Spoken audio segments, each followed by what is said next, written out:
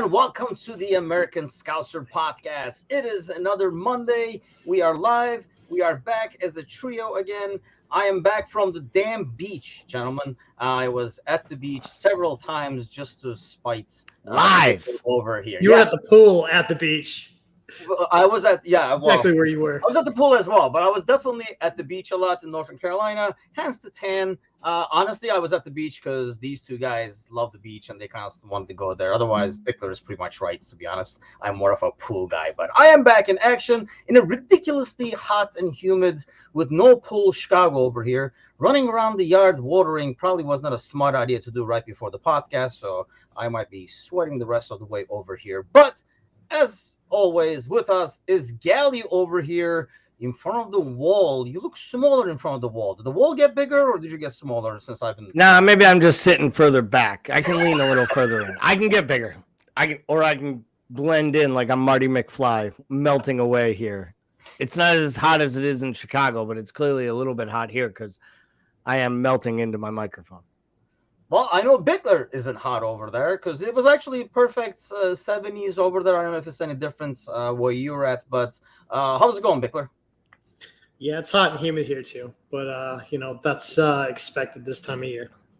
Yeah, actually, it was kind of like lucky not to have ridiculous temperatures when we were in Outer Banks. Usually it's in the freaking 90s, which is not as big of a deal when you're at the beach, but it is when you're in the garden watering. Well, a lot to get through. A lot has happened. Alan is with us as always. 96 freaking degrees. That's ridiculous. And that's what you get, my friend, for talking shit while we were freezing our ass off earlier in the year. Now you roast. 96 is, obnoxious. That's when I quit. Brian is with us as well. Good evening, gentlemen. Okay, so first things first. I know you guys missed this, so why the hell not? Let's start with this. This week's question comes from Ellen, actually. So now, it's such a popular segment. People are constantly sending in questions. It will be interesting if you guys get this, actually. But okay, so in a span over just 4 months in the 84-85 season, this player, this Red, scored a hat trick in 3 different competitions. And the answer is not Gerard. Yeah, yet another. What was the first part? The answer is not Gerard. What was the very first part of that? 3 different competitions. In a span of just over 4 months in the 84-85 season, the players scored a hat trick in 3 different competitions. Dude, why do we do trivia questions on like the year I was born? Were you born in 84? No, 83, but close enough. I feel old now. Jesus. Okay.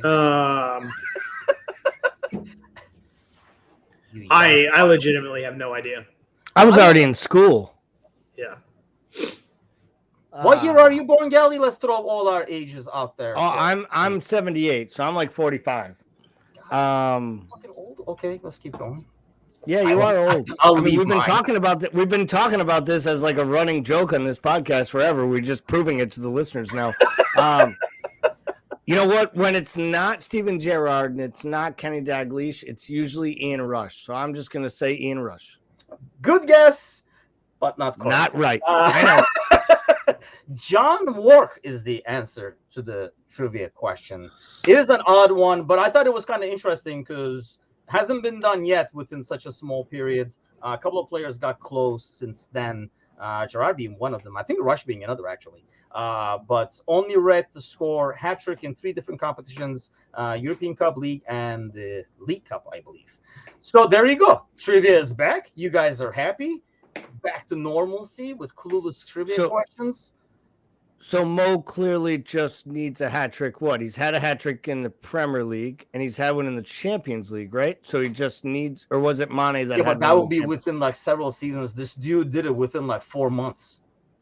Yeah. So that's kind of tricky. It's really hard, really. You would have to get some really lame competitions to get that rolling. But honestly, most player I can think of that can probably do it. He does get to play in the Europa League, and that's pretty close to a meaningless, miserable competition. So that was also back when you could be a pack-a-day smoker and still play in like the top league football. Great point. That's true. I'll give you good old days. Those good old days.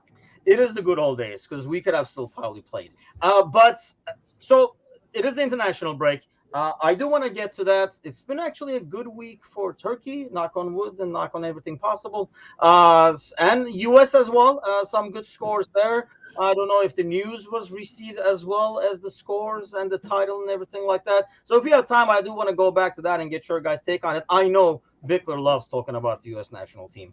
So why miss out on this opportunity to kind of like cover it in depth? But I don't want to get to that. But the international break, let's start with the Reds connection over here.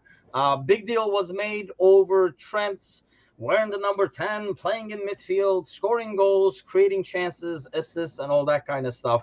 How seriously, I don't know if you got a chance to see the games at all, Bickler, but how seriously should we look at this? Trent in midfield. I mean, I don't know. Like, it's going to be considered either way. I mean, I just don't see. Look, here's the problem with Trent in midfield. Okay, with this Liverpool side, if you're putting Trent in midfield, you essentially have to buy another right back and you have to buy another center back. And I say that because playing Trent as an inverted fullback essentially, basically protected Henderson, protected Van Dijk, and also allowed him to play into a back four when we were out of possession. The problem with putting him in the mids is now you have to have a quality fullback behind him in the right back, and you don't have the protection of a double pivot in front of Van Dijk, who is rapidly declining, and I say rapidly. Yes, I wanted to talk about that too, because he even mentioned himself about his poor performances with the national team, kind of on the end of a not so hot regular season in the Premier League. But Galley, I mean, here's another thing. Everybody's looking at this and they're like, it's a whole like a new signing for midfield kind of a deal, you know? But at the same time, he's doing this against some really inferior teams. And with the England squad, that's, I mean, heavily favored in both teams. And obviously the results showed it. So I don't know how much of a gauge it is even to look at these games and say, yep, that's it. He's a midfielder. No, but he was the most creative player out of the last 10 games in our midfield, or 8 games that he played, and it was the best 8 games we've seen him play in 2.5 seasons from a creativity standpoint. I think the England manager gave him 2 starts in a row, and he was man of the match in both matches. I don't think competition matters there when you've waited as long as he has for his chance, and he took it. And he created opportunities. His statistics today were ridiculous. It was like 53 of 55 key passes, like 9 big chances created, an assist. Like, he was head and shoulders the best player on the pitch. And I think this does come to Carragher's kind of comments towards the end of the season, and what he's been banging his pundit drum on all summer is that, like, you wanted to sign Bellingham for $100 million, and it was the right move to make. Well, if you fail at that, then you got to then take the next closest thing you have to that talent and put him in midfield and try to do the same thing, because you're not going to sign a guy as good as Trent at creating in the midfield.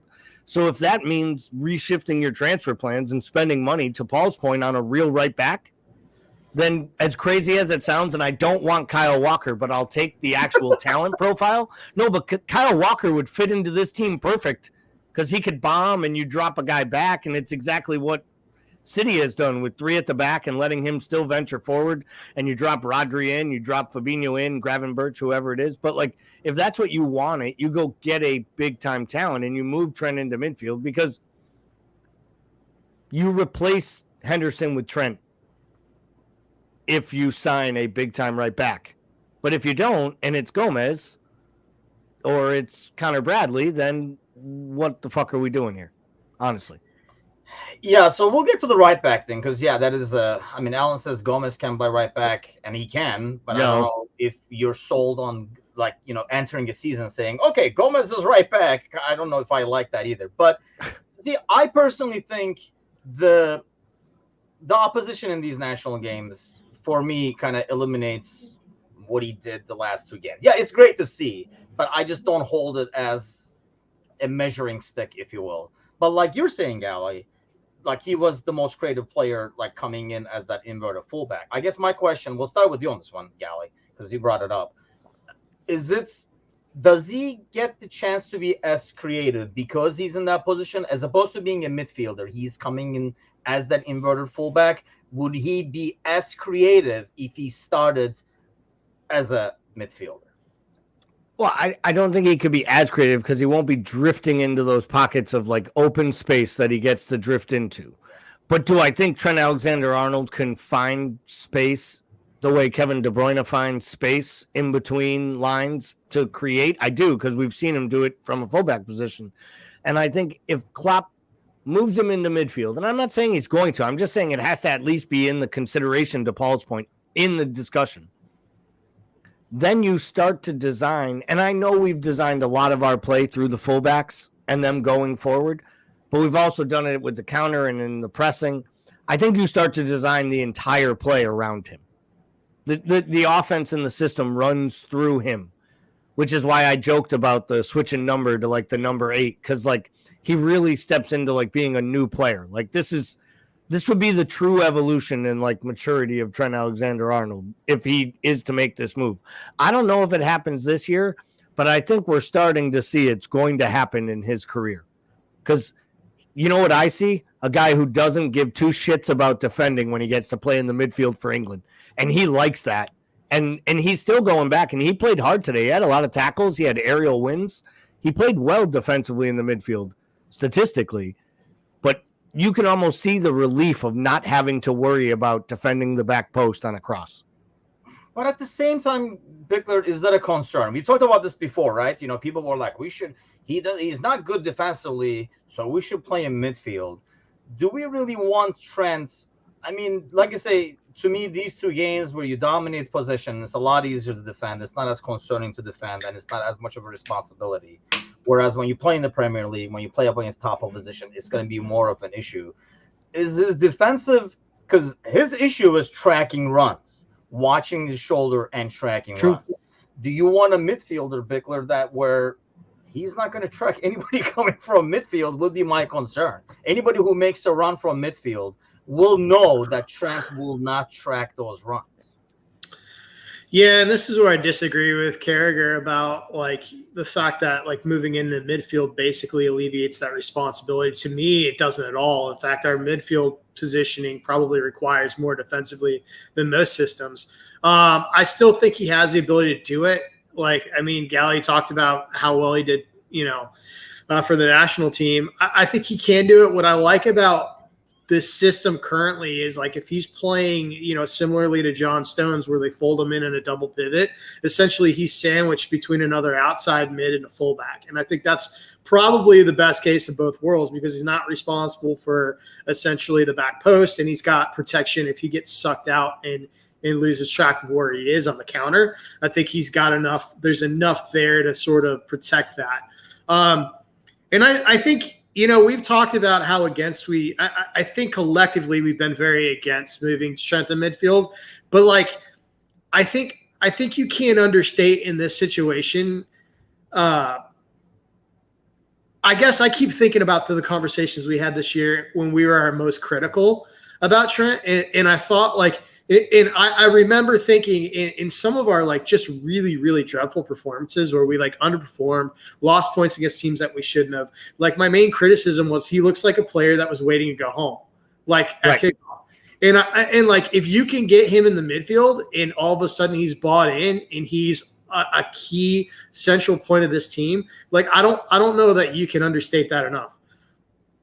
So you're more thinking that it will re-involve him, kind of almost like this new role will make a new Trent. Will that change? I think so. Yeah, I think so. And I think it will reinvigorate him, physically and spiritually which is my main thing is he looks like somebody who had the soul sucked out of him for half the year this year. And I think that like that would be good. I like him in a double pivot. I don't know if I like him in a midfield 3 yet. I just can't. I can't physically get there.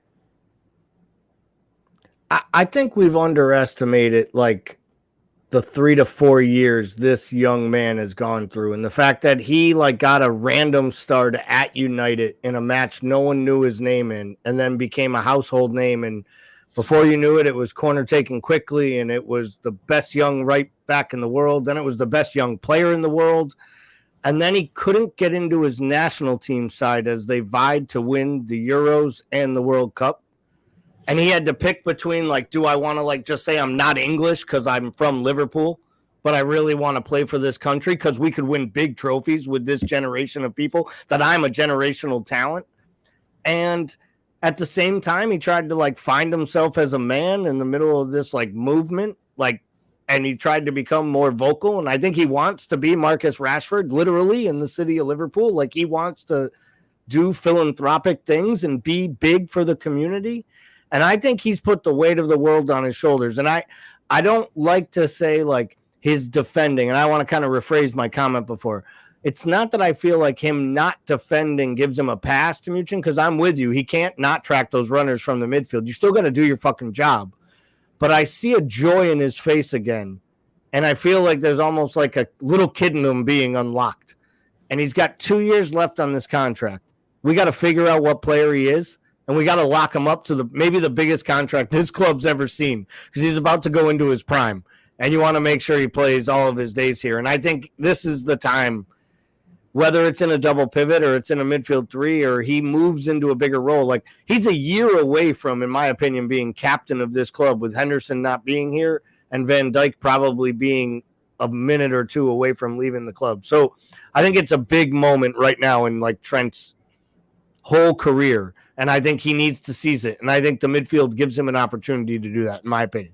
But do you think that's this whole, like, change and reinvigorating and all that kind of stuff will kind of, like, force him to learn and be responsible for tracking runs and doing the defensive work? Or is it a player that just enjoys, like, is he just like a classic old school number 10 actually in his head, where he just wants to create and he's like, you guys defend, get me the ball, and just watch what I do?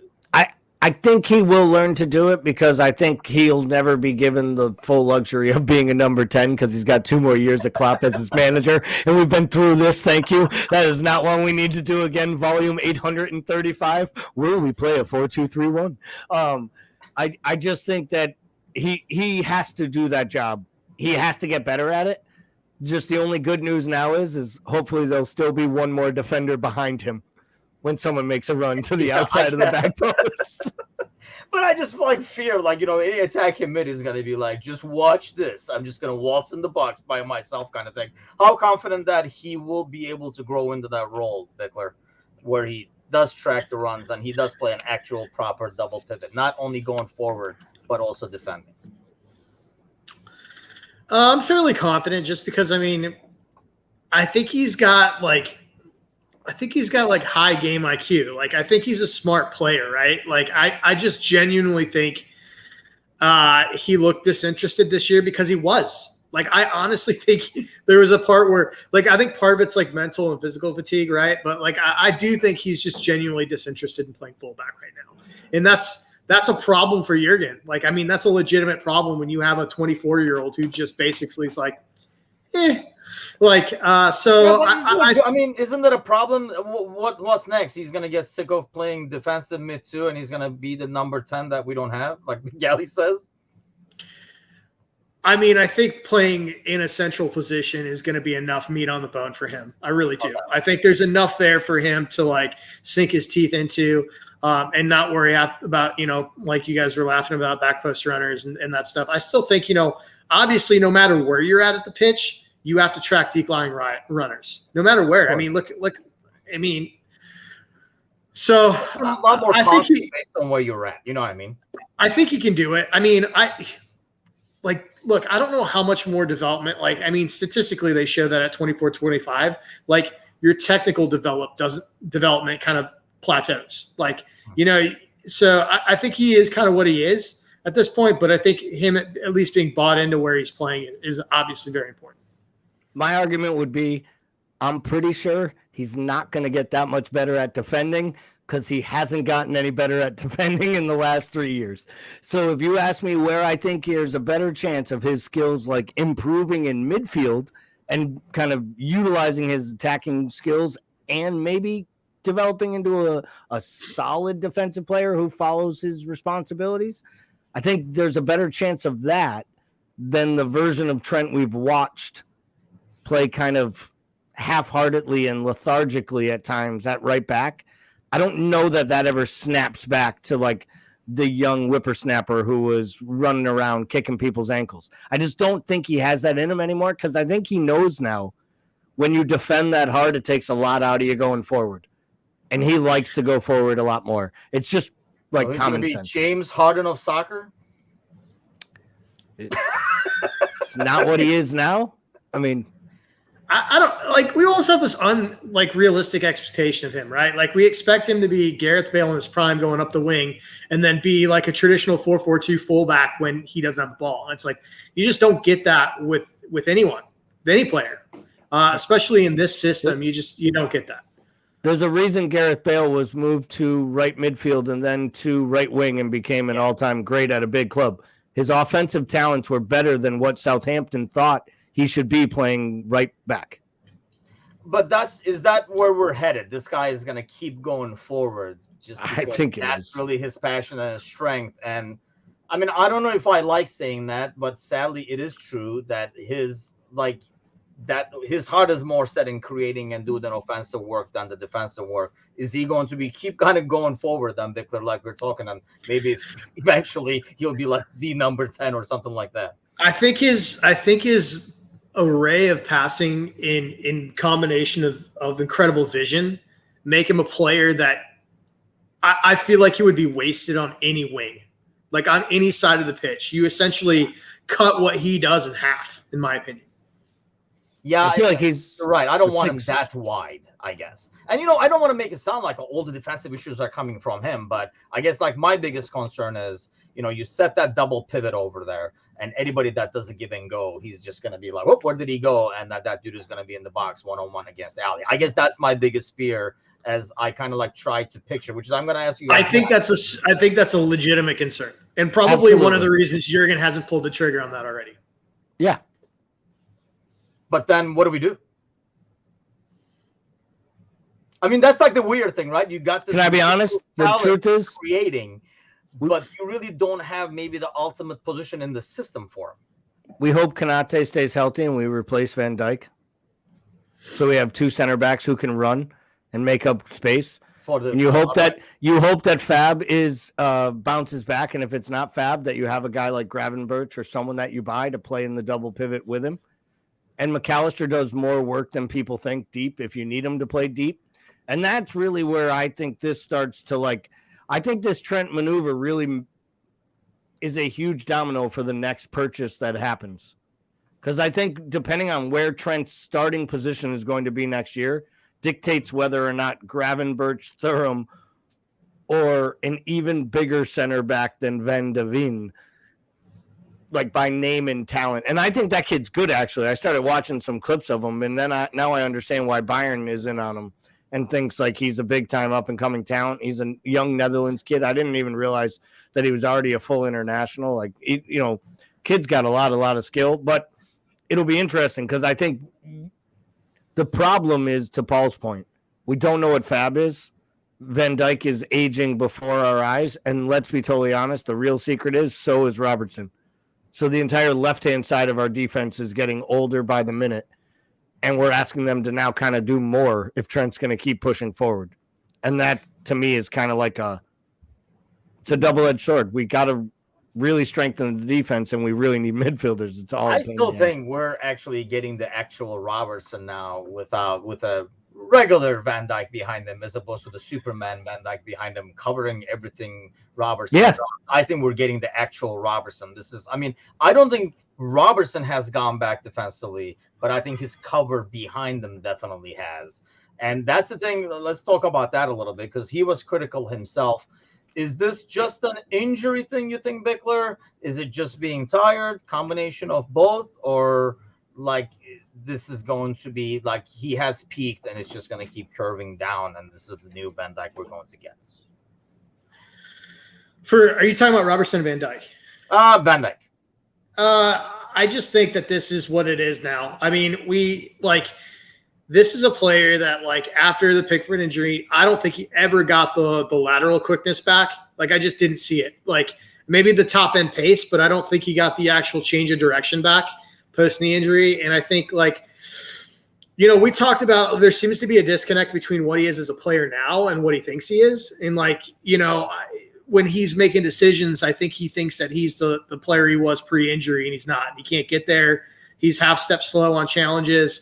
We talked about the lack of rotation across the board. I saw a stat today that he played 53 matches this year, and he's still playing. And it's like you can't expect him to want to sit out these national team matches because those are important players. But we've got to do a better job in managing this squad and rotating through and having depth. And our inability to do that certainly hurt a player like him because we just assumed, these players are available every match they're going to play. And we've seen what that has done to this squad over the course of time. And I think he is what he is at this point. I expected the decline to continue just based on the body of evidence that we've seen over the last 8 to 12 months. You think, though, partially, players who kind of play into their later years and play at a good level, at a high level, is because they are able to adjust to how their body is changing, how they're physically changing. If they're not as fast, they play accordingly and stuff. Do you think, Gally, that he will make that adjustment? First of all, do you think we'll get some of it back? Because it does usually take another full year after that injury for it to come back, but obviously he's a lot older.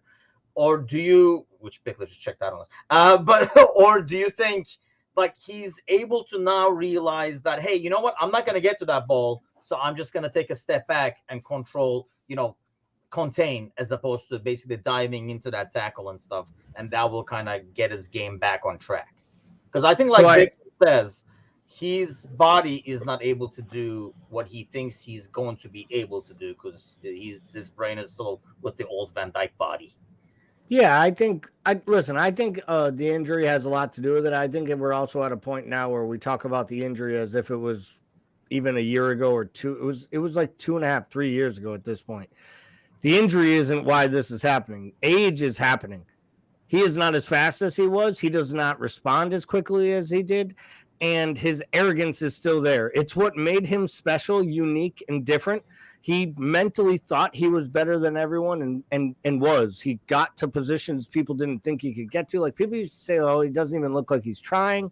He still doesn't look like he's trying. The only difference is he finishes second when guys like Vinicius go to quick twitch and take him off the ball, or he runs a guy down the channel, right?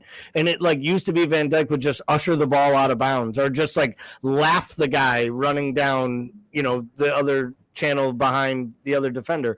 And now, he trips over his own feet and they cut back in and they score. That's what we witnessed last year. You know what we witnessed? A human center back. But here's the problem. He gets paid like the best center back in the world. And he's got 1.5 years left on his contract. So you asked the question, will we see the change of Virgil van Dijk? And my answer is no, because the change of Virgil van Dijk will be at the next club he is at when he reinvents himself as a mortal center back somewhere. Because I don't believe he will sign another contract with this club, because I don't think he has it in him to take a big pay cut, and I don't think he ever wants to be a guy sitting on the bench. And he can go to Saudi Arabia and make $1 billion a week. Well, I'm sure we're probably going to get there, but to be honest, I'll tell you right now, because when we talk about the Saudi Arabian League, I'm going to ask you what the price is for Thiago, and I'm going to drive him to the airport if the offer comes in, because we could use the money. There is a price, and these deals will come in. At some point, right, are we going to decide we're one of those clubs? He is a player on the decline. As good as he is, as important as he is, we have to buy replacements, don't get me wrong. But we would be ludicrous if any club in Europe or Saudi Arabia came in with a legitimate bid for Van Dijk and you didn't at least consider the offer. I think you'd be crazy. We've witnessed that decline.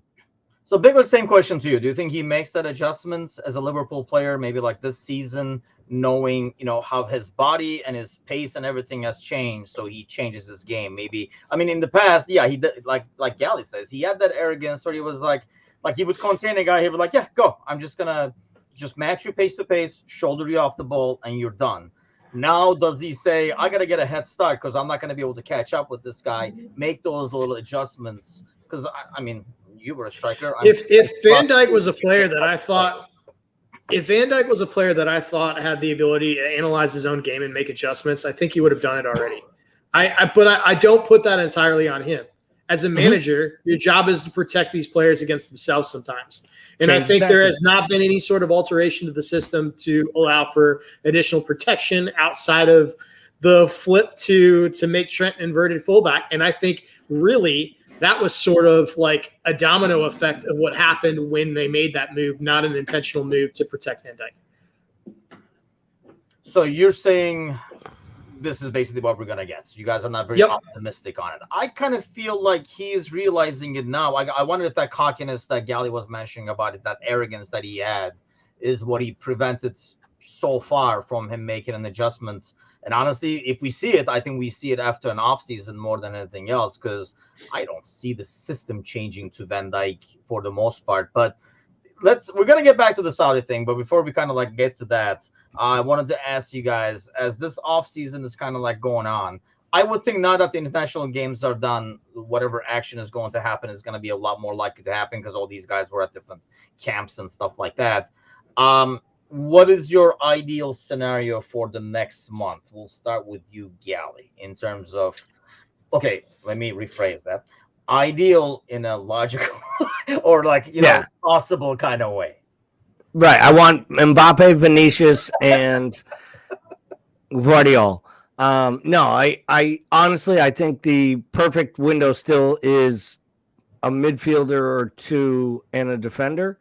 If you told me there was a midfielder that could play like a Viagra, the kid from Celta Vigo, and could move a little bit into the attacking wings as well and give you some cover there, I'd say it was an improvement. But I think the biggest key right now is still getting Thuram across the line. In my opinion, it seems like it's the player they want if all the reports are true.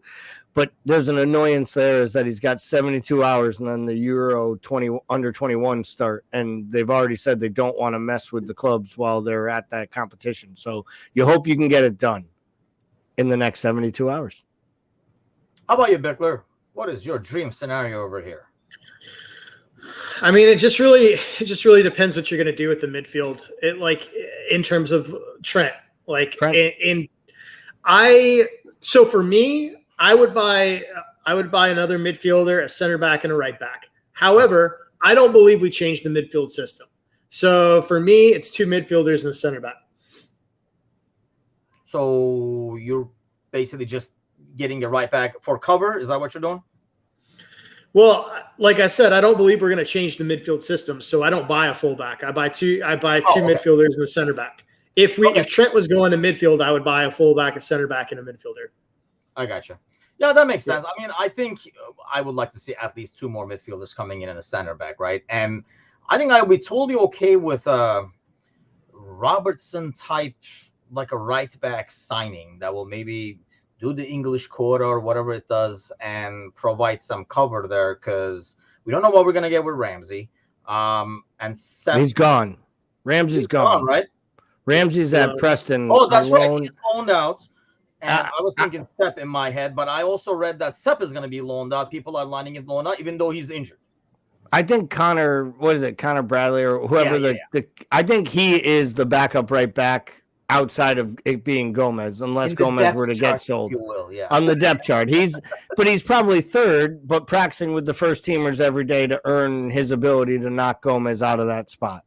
And I think, we definitely, for me, the center back is a left-footed center back is needed. And I think the fact that the club is targeting a left-footed center back lets you know what the club thinks about our Virgil van Dijk conversation. Yeah, I agree.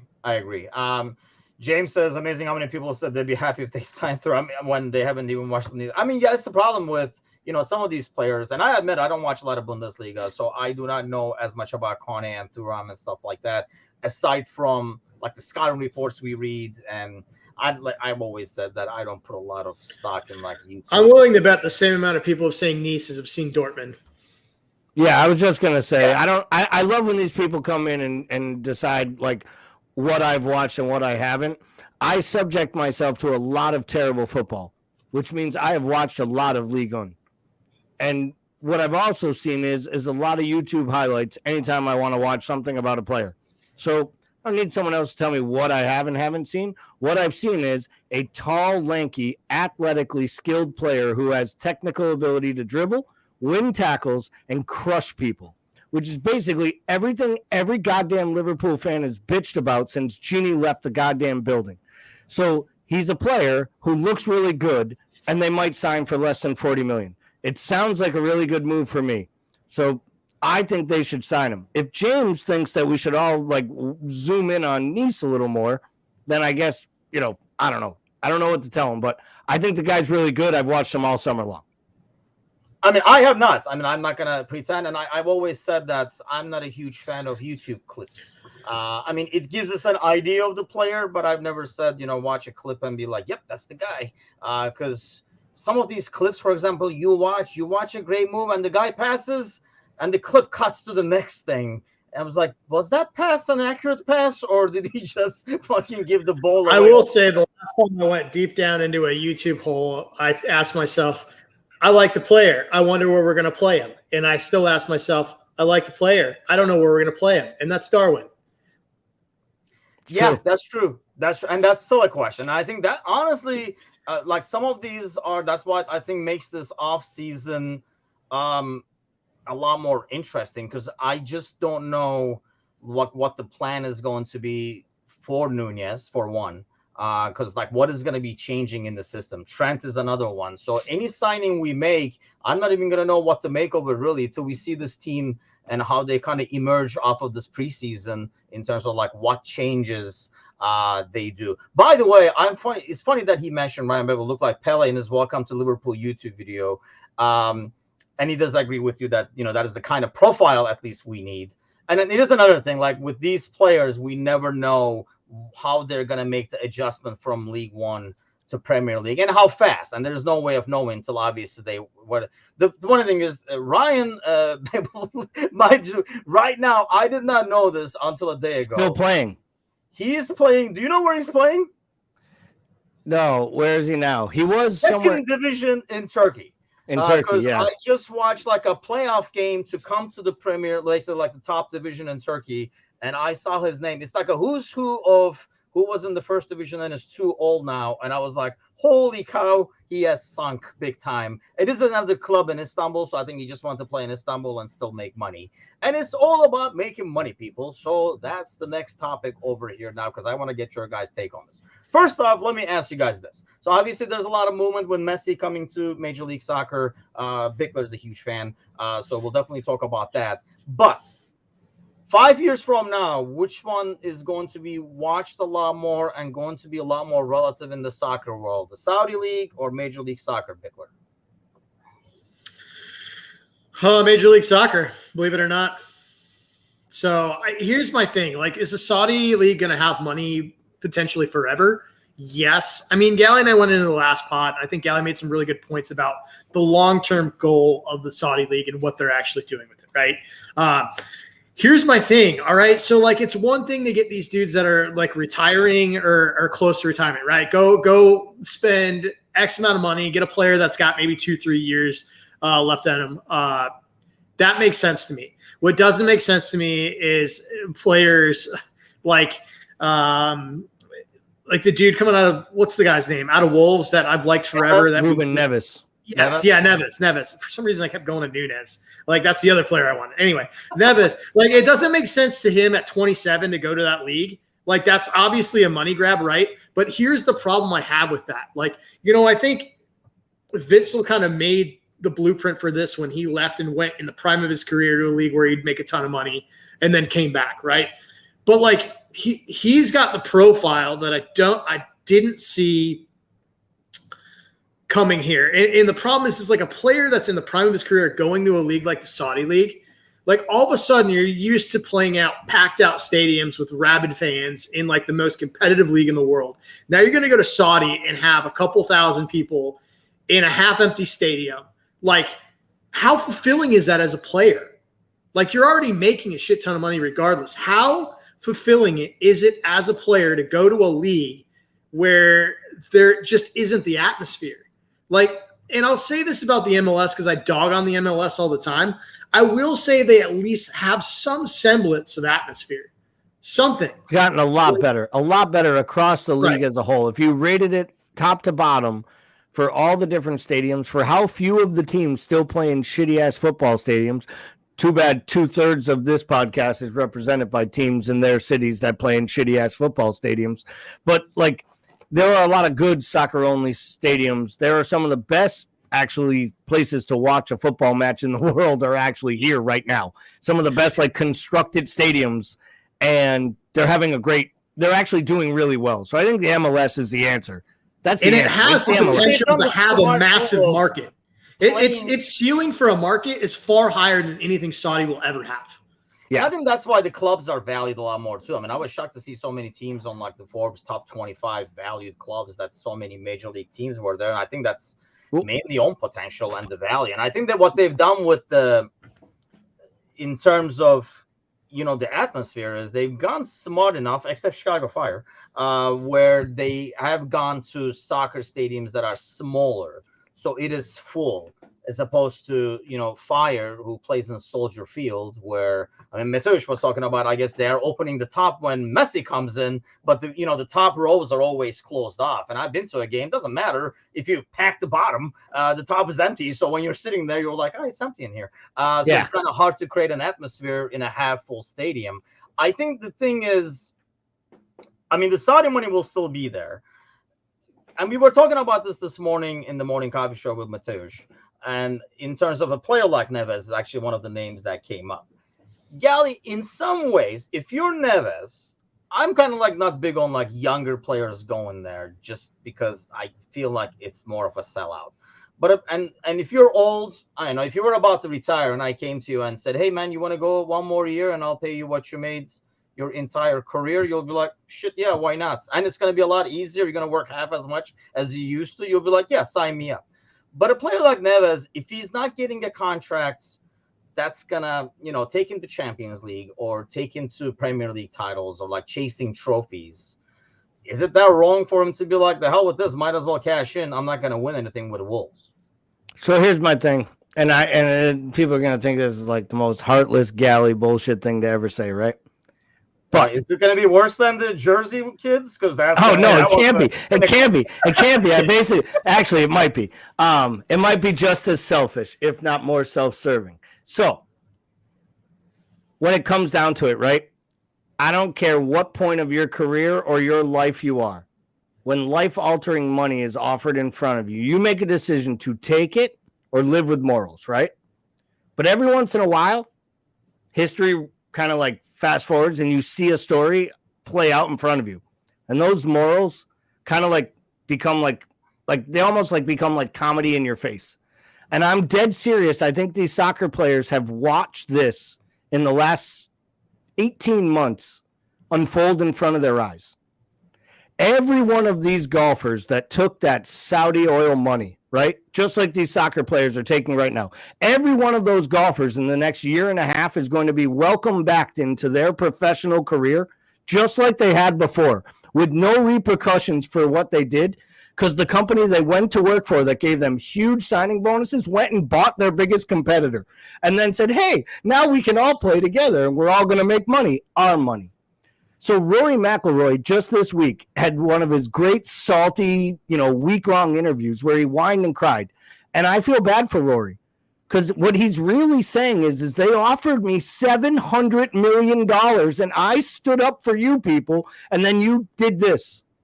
So for all these people that were like, keep this money out of the Premier League, keep this money out of here.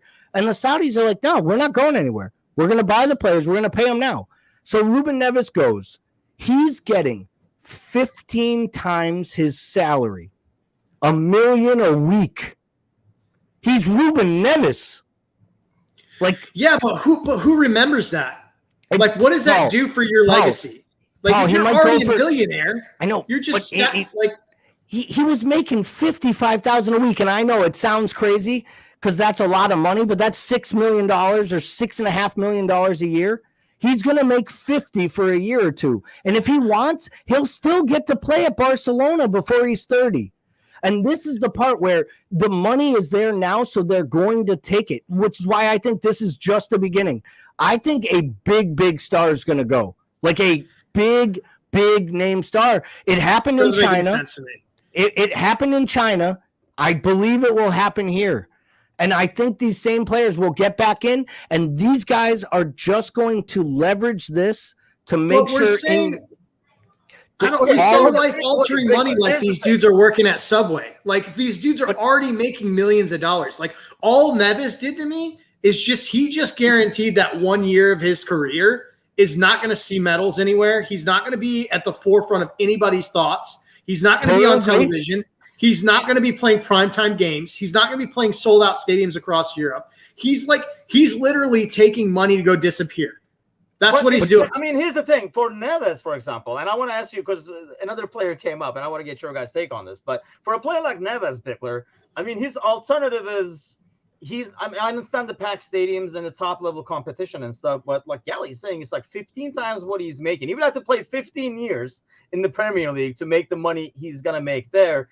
And he's not losing anything in terms of like winning anything. It's not like he's playing for, I don't know, like a top team he's not playing for Real Madrid and he's going there. You know, he's not playing for a team that's going to constantly chase trophies. He was not going to chase trophies anywhere. Would you remember Neves anyway in 5 years? I think that Neves could have put in a transfer request and banged the drum hard enough and gotten out and played in the top 5 side in one of the Power 5 leagues. Like across Europe, he could. Listen, he was rumored with Barcelona this summer. They were supposedly interested. But here's my thing: like Giovanni Lo Celso made 125,000 pounds a week to play for Spurs. No one's going to remember that. But if he gets an offer to go play in Saudi Arabia for 1.3 million a week, I wouldn't begrudge him for taking it. And I think you're right. There's big clubs and then there's other clubs. But I said this last week. I don't want to rehash the whole point, but I genuinely believe these guys are doing this the same reason they opened the golf stint. They opened the golf stint so they could get their money into the PGA Tour. They just wanted leverage to buy into the PGA Tour and eventually take over the PGA Tour. And then they'll shut down their little sideshow that they have. They bought WWE Wrestling because it's worth money. And they like to make money, and they want to own things that they want. And they want to own English football clubs. And England started talking about putting in stipulations and stopping them from bidding on Liverpool and stopping them from bidding on Man United and overtaking the league. So what did they do? They literally went, all right, we'll take all of our money. We'll own the 4 biggest clubs in our country, and we'll start buying all of Europe's extras. And a few of your young players, too. Blow. Let's face it. They got money to blow. But let me ask you this, Gally, because you said you don't blame Neves. And I think I agree, especially a player like Neves, the profile to me, I kind of get that. I'll go with it. I probably would do the same thing if I'm Neves. Let me ask you this, because this came up this morning as well. Trent, you said his contract is up in 2 years. They offered Trent $1 bazillion a week. Would you hold it against him if he said, hey, man, I'm going to Al Hilal or whatever? I would be really, really sad if the kid went and did it. If he looked in the camera and said, I want a new challenge, this is what I want for my career, and he was free to go because we were stupid enough once again to let a guy get to the end of his contract and not have him locked up. Honestly, that's the type of thing. Like, I think it's a business. I think it was James said in the thing, it's a job, right? Like, I do think it really is a job, and we displace that because we are supporters and super fans. It's not a job, though. It's the entertainment business. It's different. You can't compare it to going and working construction. You can't compare it to going and making covers. Your entire thing is to be noticed, to be in the front of the camera. And what you're doing is you're saying, I'm going to take X amount of money to disappear. Value for payment. You then have to weigh how much do I lose in endorsements compared to exposure? Because if that wasn't the case, then these people, then WNBA players who could make more in this country wouldn't be going to Russia to play basketball, except for you can make more money overseas because they actually pay women athletes better in Europe than they do in America. But that's different, though. Those people haven't. Most of those WNBA players, I mean, we're back to defining life-altering money, right? The WNBA doesn't pay they're going overseas because they're paid like an actual professional athlete. They're not in the WNBA. And it becomes a year-round job because that season is not one this season. So it's like this job is not enough money. Like it's not like Neves is living in a box next to Bickler on the bridge. He's already got a lot of money. That's what he's not under the bridge with me and Bamford. That's for sure. We have Bamford's Bamford's family owns the house on top of the bridge. That's the best part. It's the only reason I got Bamford under the bridge, all right? Bamford's got an elevator that comes down with like Jeeves breaking out fucking like shallots and like, hey, here you go, Patrick. He's got a white T-shirt on, but I found out it was James Pearson. It cost him $250. It's just different. You holding it against Trent or no? Because you kind of like push it to the Liverpool. I'm not talking like the Liverpool side of things. I'm holding if Trent says I want to go there and play, are you holding it against Trent? Yeah, I don't think I'd hold it against anyone for taking a decision around their career to where they want to go. I don't think I would do it. But again, he might say, I've been playing in this club since I was 16 and I want to go live in the desert. I like the sun. Like we question why people do things. Like we question why people always do things. And for me, if he wanted to take that money, I think it would always be a blight on his career. And you can't overlook that. But, you're talking about a guy who's still jilted about, Red Sox leaving in the 80s and taking money from other big clubs because, you know what? It was life-changing money and they could win there. And then I look back on it and I'm like, guy was kind of smart. He actually ended up with a Hall of Fame career because he left. Like, I think sometimes guys got to do things for their teams, not just the team I root for. So, like, their team is their family. It's like a different story. That would be like him going to Japan and playing from the Red Sox. I just think it's about him going to where he wants to be and wants to make money. If he decided to leave for Spain, how is it that much different? Except for we think, oh, it's Real Madrid. The real truth is he's leaving the club and leaving the side. Like, I don't think where they go really matters. I don't judge athletes' motivation in a lot of things. I'll be honest with that. And maybe that's the cynical person in me. Like, I don't really judge the motivation because I think money drives all of them almost all the time. And that's where we get. I mean. Okay, so you basically made a cover for them, though. Like, money is the motivation. None of these guys are saying, you know what? I will always dream to go to Saudi Arabia. I love freaking ridiculous. Do you think anyone no offense, do you think anyone wants to move to Turkey right now? In the midst of this, that are an English-born person or an young American kid wants to move over to Turkey or wants to move to Saudi Arabia? I don't think they do. It's not because I think they're terrible countries. I think they're wonderful places, but there's a lot going on there that doesn't make them desirable destinations. I can't believe you put Turkey and Saudi Arabia on the same boat. No, it wasn't meant to. It was where you would take your family to. Doesn't even make sense. But okay, Timucin, it was from a football league standpoint. We were talking about this from a football. Paul was talking about this from a footballing standpoint, like from a top level standpoint. I wouldn't want to go to MLS if I was a footballer. But if I got Messi's money in MLS, I would come. Okay, but if you're, for example, Kim, he would disagree with you because he came to Fenerbahce, played in Europe, made a name for himself, and now went to Napoli, and now he might go. I mean, that's the thing. You're still in Europe. If you go to Greece and Turkey and stuff, yeah, they're not top-level leagues, but you're still in the Europa. You're still in the Champions League. You're still in the game and the exposure and the entertainment, and you are playing to full stadiums, but you're still living in Europe. Isn't that only it's a lot better place to take your family? And don't get me wrong, there's no comparing the living there.